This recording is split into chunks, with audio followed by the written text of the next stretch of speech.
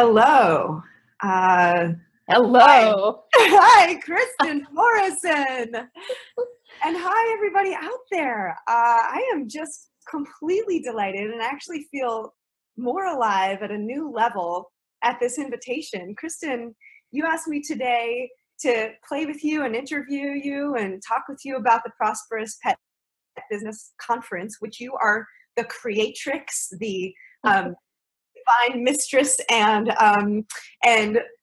person who has brought this all together for these people here for the past 3 years. And you asked me to come and play, and also to have a kind of conversation that flows and evolves, and where we just get to kind of get into the juiciest fun stuff about pet business and life and work. And I'm so excited to be here with you today. And I'm also just honored to be your friend for so many years and to see you grow and evolve, and to get to be a part of this journey that you're on. And you inspire me all the time. You inspire me with your positivity, your vision, your clarity, and how your work is really like the love of your life in a way, like your baby. It's like what you just get turned on by. You love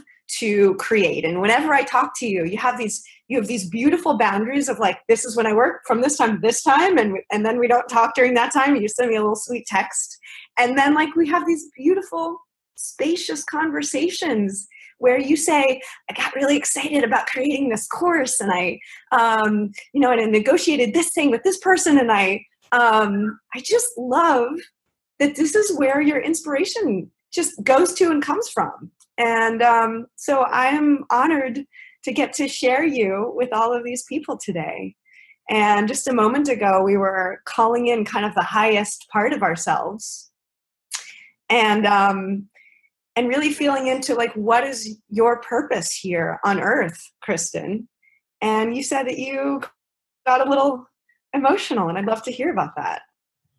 Well, yeah. Thank you, first of all, sweetheart, for just being such an incredible friend, and for interviewing me every year of the conference. This is the 4th time. This is the 4th time. Oh my God. I know. And you're crazy. Just so good and so wonderful. And I know you've got a really full life. So it means so much to me that you would take time out of your super busy schedule and do this with me. So thank you. Because I love you. I love you too. And, I got emotional because you mentioned something about, imagining the prosperous pet business community, watching these speakers. And I just felt so much. It was like happy emotions, but I felt a little emotional, like a little teary, thinking about all these people from all over the world who are trying to create the best business that they can, and also have a really meaningful, wonderful life.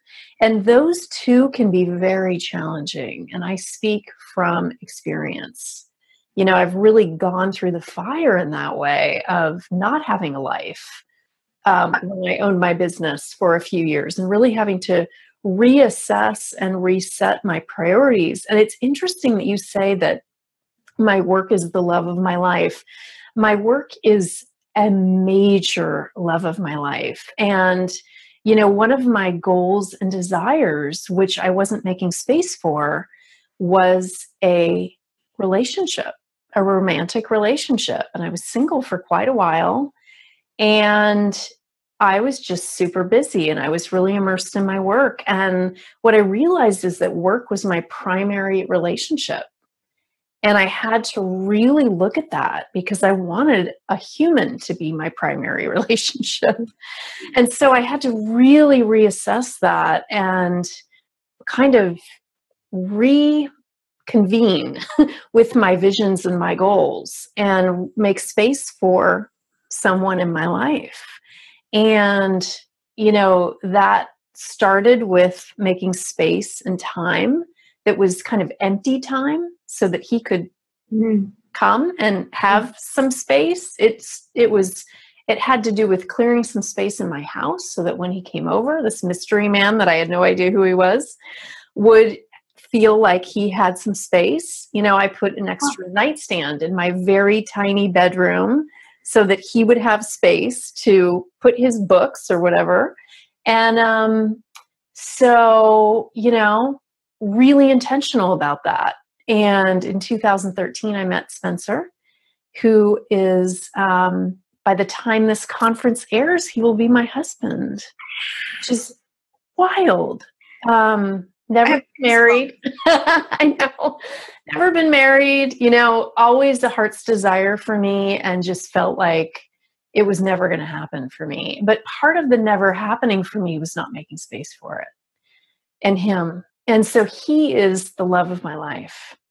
And my work is a love of my life. I'm so glad I misspoke so that you it's so beautiful. Yeah. And I see that with everything you do in your life, where you are so intentional. You create space and you say, okay, now this is the space I'm opening up for a partner.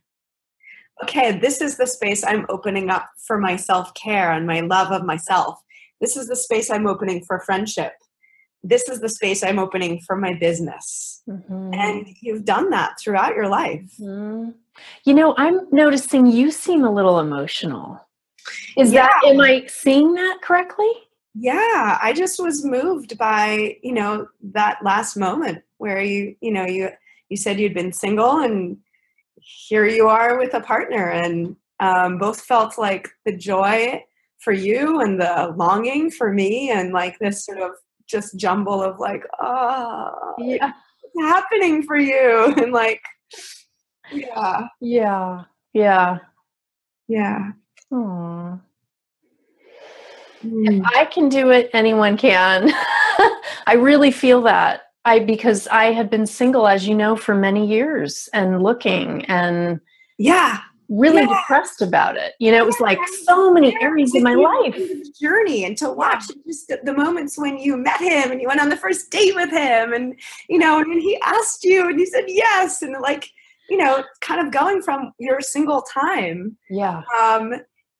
And again, like to draw the parallels of like, I love how you are making yourself so vulnerable and accessible and real to people, and to say like, yeah, this was a thing I was depressed about and I didn't know how it was going to happen, and it did. Mm-hmm. And again, the parallel of work, of, you know, your divine purpose in the world, if I might be so unsecular. I love it. Yeah. But yeah, it's like, we can have this, we can create. Mm-hmm. And I think that's like, you just, that's your specialty. It's like, you're like, boop. Thank you. Yeah. Oh, I love that. So and to inspire, you know, oh yeah, how close can we? Yeah. Just your story inspiring. And I'd be curious actually to hear anything about, if it's inspiring to you or exciting to share with us, like your career story.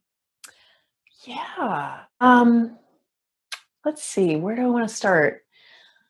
Well, you know, it started many years ago, and I've shared about this before, but I think some people may be listening and watching and have never heard this, that I really had no idea what I was going to do with my life in my late teens and early 20s. And it was very challenging for me because I just, you know, I enrolled in college. I wasn't finding the it. Whatever the it was, the career path, it was not happening for me. And similar to relationship, it's interesting. It's very similar to relationship, although it's different in one way. So, you know, I don't know what to make of that, but I kind of took a different path with career, where I was so focused on it And actually, these are the similarities now that I think about it. I was so focused on both career and finding a relationship that it's almost like that locked on feeling that doesn't allow for whatever wants to show up to show up. We're so, I'm saying we because I work with a lot of pet business owners who are so focused on like making it in their business and, earning, tons of money. And it's like, let go just a little bit and open to the possibilities. And so for me with career, I really had to realize that my brain wasn't figuring it out. Like whatever the it was not happening for me. And so I ended up just, working at this piddly little job and letting go and kind of trusting that it would happen. It's different with relationship where I do feel like I let go, but I was also taking action, to be open to finding that person, that right person, and being available for that. So getting back to career, 2 years after that kind of letting go process and just, it wasn't that I didn't have fear around never finding it, but it was like more of a trust that I would find it. And, we can't force ourselves to do something like, I need to find my right livelihood. That doesn't happen. It's for me, it was really like a calling. I mean, I remember the moment as if it was yesterday. I was, walking on a bike path near my house. And as I would do every day, after work, and just walking on this bike path. And there was a woman coming toward me, and she had this shirt that had a business name on it that had dogs in the business name. And she was walking a couple dogs, and there was a phone number. And I said, "Are you a dog walker?" Like at that point, I mean, it was literally 22, 23 years ago, something like that. Yeah. And dog walking was not a thing by any. In fact, I didn't know what dog walking was. I couldn't believe that she was actually getting paid. Like you put a dog on a leash and then you go and then come back. And you get paid for being with dogs and, getting exercise. Oh my gosh, it was like a dream. And I said, "Are you a dog walker? Like, do you get paid to walk dogs?" And she's like, "Yeah, I have a company. Do you want to work for me?" And I said, "Yeah." And she said, "Well, meet me tomorrow at this coffee shop. I'll interview you." And I did. And within, a week, I had dog walking jobs. It was amazing. And I kept my regular kind of part-time work and then, did the dog walking. And then it grew to encompass pet sitting. And then it grew to, encompass lots of employees. And just, it was amazing the way it grew. And it grew very organically. And I just feel like that moment for me was very much, being open to it, being in the right place at the right time, recognizing it, And so I'm imagining there are probably a lot of people watching this who may be thinking about starting a business. You don't need anything like a calling to like start a business, but there may be something inside of you that goes, "This is it." And maybe it's it for 5 years or 10 years. It doesn't have to be it for the rest of your life, but maybe it will be. For me, it was 18 years. I had my business for 18 years and I sold it 3 years ago. And now, and even I started coaching people in the year 2000, so I've been coaching for a really long time. And that became my new passion. Helping pet business owners became the driving force and the joy, of my work. And so it was just a natural evolution to sell my pet sitting business at that point. So yeah, that's the story of how it happened. And it did feel it may sound very normal to somebody. Oh, you were on a bike path and you met this dog walker. But to me, it felt very divinely inspired in a way. I had been looking, I let go, and then there was this, and it felt right with every ounce of my being. It was like, this is what I'm supposed to do. So I worked for her for 3 months, and then I started my business. And yeah, it's just been an incredible journey. And do you think if there are people who are hearing this and they say, like, it's a question for them, like, maybe this is right. Uh-huh. Is that a direction to follow too? Sure, absolutely. It might not, like, would it always just click and go, Nope. oh, this is it? Nope. Everybody's different. You know, we some people might need to tiptoe into it. So I would say, you know, get a couple dog walking clients, try it. Get a couple pet sitting clients, try it. You may love dog walking and hate pet sitting. You may take some dog training classes. You may love dog training and like pet sitting, dog walking. No, you know, see what you want. Maybe shadow somebody who's doing this, you know, follow them around on a day, an average day, and see if it's something that you enjoy. They'll love it. They'll love the help, you know, and, you know, you could just call somebody in your area and say, I might want to do this. You know, would it be okay if I'm your assistant for the day? Some people may go, I don't want competition, but there may be some people who would say yes. And maybe they would even, you know, take you on and you could work for them. Although some companies aren't crazy about doing that if you're going to start your own thing. But be upfront and honest with people and say, I'm interested in possibly starting a business. Can I shadow you for a day? Whether that be, you know, pet grooming, a doggy daycare, you know, pet sitter, dog walker, dog trainer. It's like you're a real person and you are sharing this, you know, very real story of kind of a magical thing that happened and unfolded. And I love how like each piece kind of led to the next piece. Mm-hmm. I'm curious if you could share a little more about, I guess I think of it in a way as when you talk about that sort of locked on or like very focused, it's like very masculine. Mm-hmm. And the sort of making space is a kind of feminine way of being. Yeah. And I'd love to hear more about how have you either fed that feminine part and or integrated the two together to kind of bring your masculine and feminine sides in concert with each other? That's a really cool question.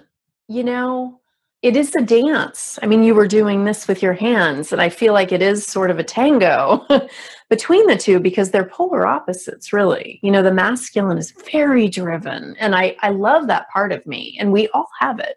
We all have that masculine and that feminine. Some are stronger than others. You know, it depends on the person. Some are a little bit more equally balanced. I think for me, the masculine got very cultivated in owning my business. And that was the part that wasn't really allowing for a relationship because I was super driven. And I still am. I love that part of myself. And it's still very much alive in me. But, you know, I realized that as a woman, being in the masculine all the time is such a method of burnout. Like that is a surefire way to just be exhausted because I think as women, and I'm speaking from myself as a woman, this may not be the case for every single woman out there, but for me, being in the masculine in that driven place all the time, I could just drive myself to death, really. You know, in the Japanese culture, there's something called like death from overworking. You guys can Google that. And I'm seeing it here in America too, not necessarily death from that, but people just driving themselves toward exhaustion. And so I came to a certain point in my business before I wanted to create space for a relationship. It was to create space for me, you know? So that was kind of the middle of that process was Kristin is completely burned out. I have nothing left to give. You know, what do I need in order to create a more balanced feeling inside? And so for me, and this is not for everyone, but for me, it was travel. Like I knew I needed to take a long sabbatical. You know, I had just written 6-figure pet sitting. It was a big push to write that book, a lot of masculine energy driving that project. Publishing a book is not for sissies. And then, you know, immediately upon publishing it, I got on a plane and went to Bali in India, you know, and I was gone for 7 months. So, and I didn't work during that time. And I came back to a lot of emails and calls and speaker invitations, and it was great. You know, a lot of people were like, where have you been? You know, I was in Bali in India. So that was kind of a recalibration period for me. But, you know, you don't necessarily need to do that kind of extreme rebalancing. For those of you, I'm thinking, that are really burned out, it might be taking a staycation, but really being clear that, you know, maybe getting your house all clean and, you know, as organized as you can prior to that, so that you're not cleaning while you're at home, you know, but really looking at what would be rejuvenating to me.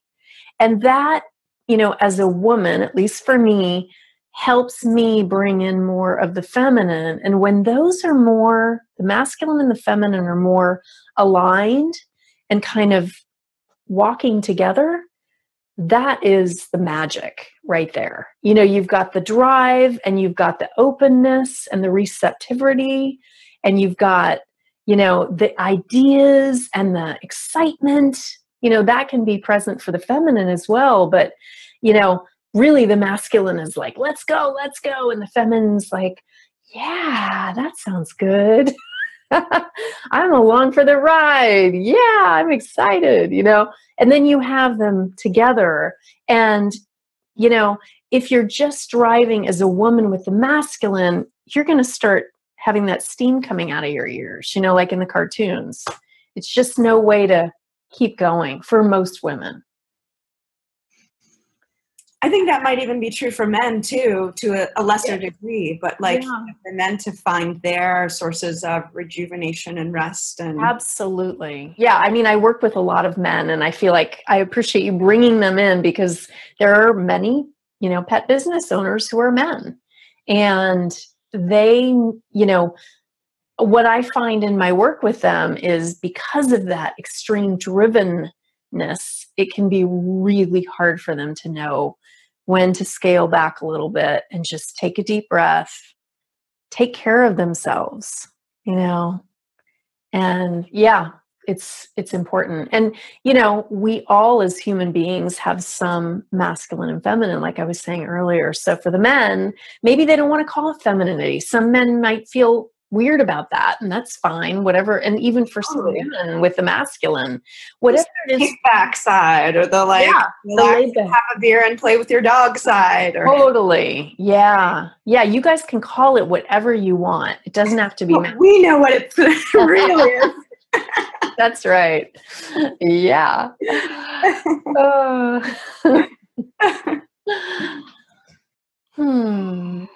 So I'm curious if there's something that you feel like, if I don't share this with the people who I love, with these, you know, wonderful people who you've been creating community with for the past 4 years now, I would feel regret. You know, if there's something that you're really called to share, like the most important piece of advice you could give to, I'm thinking particularly people who are, you know, you shared a lot about people who are starting out. Anything else for people who are jumping in and considering, or maybe they're a little frustrated and they're just, you know, they're just coming into their own as business people, and what will take them to the next level? Well, speaking to that, I mean, what I've found that's very powerful in my own life, as well as working with people, is setting goals. It sounds very simple. It's like, oh, goal setting. If you don't set goals, you're really not going to have that roadmap, and you're not going to know when you've gotten to where you want to get to, you know? So it's really important. And I think especially setting income goals is extremely powerful, and to stretch a little bit, like creating stretch goals. So maybe you're feeling, when you like tune into it and you're thinking about, how much do I want to make this year? You know, a stretch for you might be 40,000, you know, whereas a stretch for somebody else might be 200,000 or $500,000. So, but, you know, really, like, maybe you think 30, but you feel kind of comfy. Yeah, I can do that. I urge you just to like bump it up a notch in terms of the income, because we will bring as much as we think we can handle in terms of money, in terms of abundance, which is not just money. It's resources. It's, having support. It's friends. It's quality food, lots of things. So think bigger than you even imagine, and stretch. It's not like what I see with people sometimes is setting these super lofty goals. So it's kind of a dance, kind of like the masculine feminine, where you don't want to like set these super high goals that are just unattainable. Like you can't even imagine it at all. I recommend stretching because the psyche can handle that. The psyche can handle a stretch, and it's willing. And, if we don't set those goals, we're really going to not be setting ourselves up for success. I love that.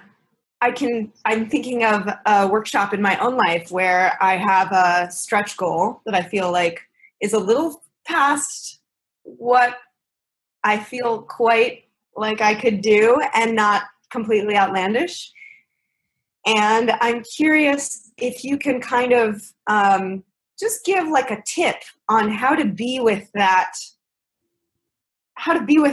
discomfort of being in the kind of exciting, stretchy unknown. That's such a good question. Let me sit with that for a minute. How to be with that? I think the imagining is important, like to really imagine yourself living that reality, whatever that reality is, whether it's earning more, whether it's having a partner, right? If we can't imagine it, we probably can't create it, or it's going to be created by accident rather than on purpose. And if we get it by accident, we're probably going to push it away or sabotage ourselves in some way. So I find in my own life, the imaginal realm is very powerful. The visioning, the dreaming, it may sound airy-fairy, but I think, that's how all inventions start. Maybe not all. Some of them are just like these bursts of whatever that come from wherever they come from, those bursts of inspiration. But for the most part, the things that happen in our life are a result of our imagining them, whether we know that or not. So if we're going through a really negative period, look at what you've been imagining. Look at what you've been worried about, because that's going to propel the negativity to continue, unfortunately, right? But you can stop it. I mean, our minds are really powerful. So imagine yourself. I love to talk with, work with clients on having it all. Like a lot of business owners think they can have a great relationship, but not a successful business. Or, they can have this, but they can't have that. It's like either or, but it can be both and. So it all starts with imagining. So, an action step I would give people that are watching today is to just take 5 minutes. It's amazing how hard sometimes even giving ourselves 5 minutes can be. We can fill our lives up with Facebook, liking other people's posts, but how are we liking ourselves? How are we using that? Like your own post. Do you like your own little self? Come on, like yourself by giving yourself 5 minutes to just close your eyes, set a timer so that you create a container, so that your mind's not going, when is this over? You can put that to bed. Sit with yourself and imagine yourself living into the reality that you want to create. And then from there, you may get action steps. In some ways, people can be their own best coach. I work with a lot of coaching clients and it's helpful for them. And you can also coach yourself. And part of that is giving yourself the space, the time, the energy to vision and imagine. That seems like a perfect place to kind of not complete but open, the interview for people so that they can go out into their lives and be in their imaginal realm. And I just want to say that my time with you, both as a friend and in the time we've done some Best Year Yet coaching together, setting goals, and being in that creative space of what we really want, has been so extraordinary for me creating the bigger and bigger life that I've created. And I just want to appreciate you for that, and say that, like, if you're thinking about, and I'm speaking to your people now, if you're thinking about wanting to have that in your life, Kristin is an amazing person to be with, to hold that space for you and to teach you how to hold it for yourself. And I know you know that because you're watching this conference. So congratulations on yet another mega successful year in this prosperous, super mega prosperous pet business conference, where you've interviewed so many amazing people who are helping and supporting and teaching and guiding and inspiring. And I feel like, you are doing what you're here for in the world, and it's beautiful. And I think we all can be lifted up and inspired by that, knowing that you're a real person. So thank you for opening up your life in the way that you do. And thanks for being you. Thank you, Alicia. Appreciate you. You too.